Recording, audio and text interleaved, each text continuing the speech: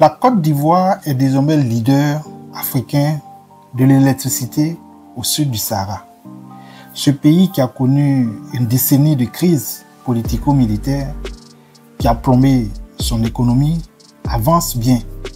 Il fait de grands progrès dans la construction des infrastructures capables de doper son économie pour le bien-être de sa population. La Côte d'Ivoire, qui retrouve peu à peu son charme d'antan, peut se targuer d'être le premier pays africain au sud du Sahara à avoir un taux d'accès à l'électricité de 94%, devant le Grand Nigeria qui est la première économie de l'Afrique, devant l'Afrique du Sud, le Gabon et le Cameroun. Avec une capacité de production électrique de 2269 MW, la Côte d'Ivoire exporte 11% de sa production d'électricité vers 8 pays de l'Afrique de l'Ouest, notamment le Ghana, le Togo, le Bénin, le Burkina Faso, le Mali, le Libéria, la Guinée-Conakry et la Sierra Leone. L'on peut en conclure que le pays est désormais le champion de l'énergie en Afrique au sud du Sahara. Il n'en pouvait pas en être autrement au vu de la politique énergétique développée au lendemain de l'indépendance en 1960. De 1965 à 2017, le gouvernement ivoirien a construit et mis en service 6 centrales hydroélectriques pour le besoin des industries et des foyers.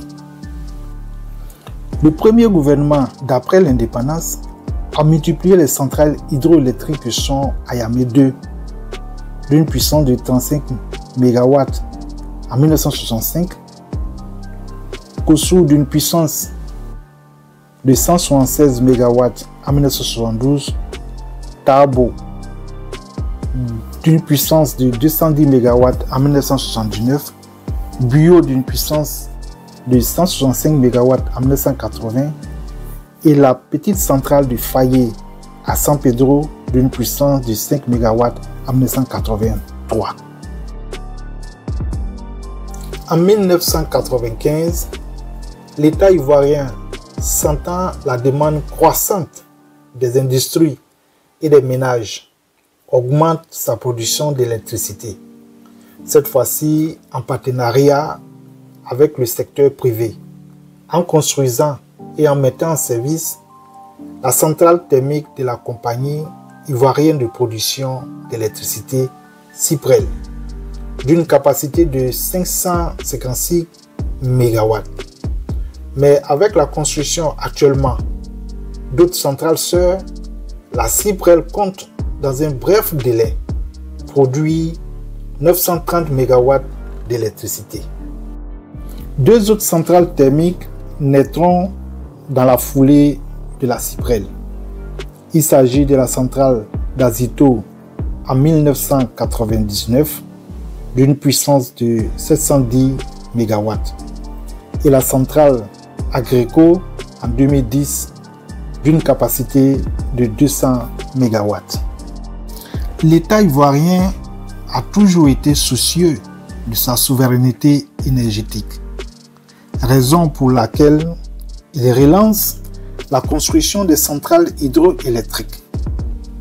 En 2017, la nouvelle centrale de Soubré d'une puissance de 275 MW est mise en service.